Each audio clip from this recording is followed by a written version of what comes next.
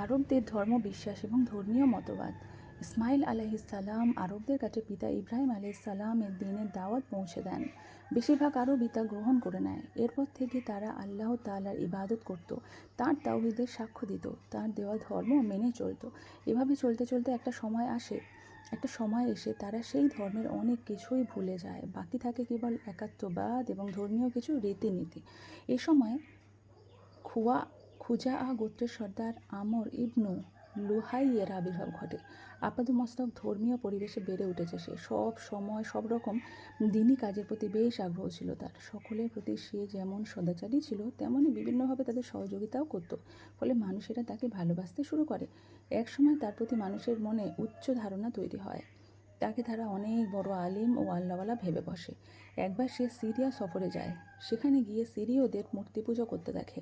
কাজটি তার ভীষণ ভালো লেগে যায় এবং সে এটাকে উচ্চ স্তরের ইবাদতও মনে করে। কারণ সিরিয়ায় অসংখ্য নবী রাসূলের আগমন ঘটেছিল। তাদের অনেকের উপর অবতীর্ণ হয়েছিল আসমানি কিতাব। তারপর হোবল নামক একটি মূর্তি এনে সে বায়তুল্লাহর মধ্যস্থানে স্থাপন করে এবং মক্কাবাসীকে আল্লাহর সঙ্গে শরীকের আহ্বান জানায়। সবাই তার এই আহ্বানে সাড়া দেয়। তারা বায়তুল্লাহর মুতাওয়ালি এবং হারামের অধিবাসী। তাদের দেখাদেখি হিজাজবাসীও শিরিকে অভ্যস্ত হয়ে ওঠে।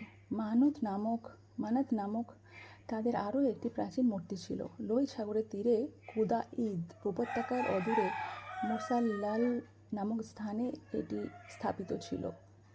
তায়েফবাসীর মূর্তির নাম লাত, আর নাখলা উপত্যকার লোকেদের মূর্তি ছিল উজ্জা। এছাড়া আরও অনেক মূর্তি দেখা যেত। তাদের এই তিনটি ছিল সবচেয়ে বড়। এরপর সময়ের সাথে পাল্লা দিয়ে শিরিক বেড়ে যায়, বৃদ্ধি পেতে থাকে মূর্তির সংখ্যাও। হিজাজের কোনো এলাকা আর মূর্তিবিহীন থাকে না। জানা যায় অমর ইবনু লুহাইয়ের অনুগত এক জিন ছিল। সে তাকে নূহ আলাইহিসসালামের জাতির মূর্তিসমূহের সংবাদ দেয়। ওয়াদ, সুওআ, ইয়াগুস, ইয়াউক, নাসরা নামক মূর্তিগুলো জেদ্দায় পুঁতে রাখা আছে।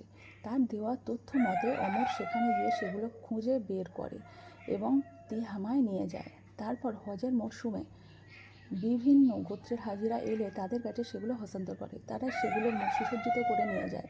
এভাবে আরবের প্রতিটি গোত্রে মূর্তি পৌঁছে যায়, স্থান পায় সবার কাছে, সবার ঘরে ঘরে। এমনকি মসজিদুল হারামকেও তারা প্রতিমার বাজার বানিয়ে ছাড়ে। নবীজি সাল্লাল্লাহু আলাইহি ওয়াসাল্লাম যখন মক্কা বিজয় করেন, কাবার চারপাশে 360টি মূর্তি ছিল। নবীজির সাল্লাল্লাহু আলাইহি ওয়াসাল্লামের আঘাতে সেগুলো একের পর এক ভেঙে পড়ে। তারপর তার আদেশে সেগুলো মসজিদ থেকে বের করে পুড়িয়ে ফেলা হয়।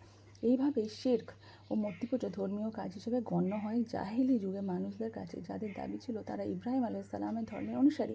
মূর্তিপূজার ক্ষেত্রে তাদের কিছু নিয়ম নীতিও দেখা যেত। এগুলোর বেশিরভাগই তৈরি করেছে অমর ইবনু লুহাই।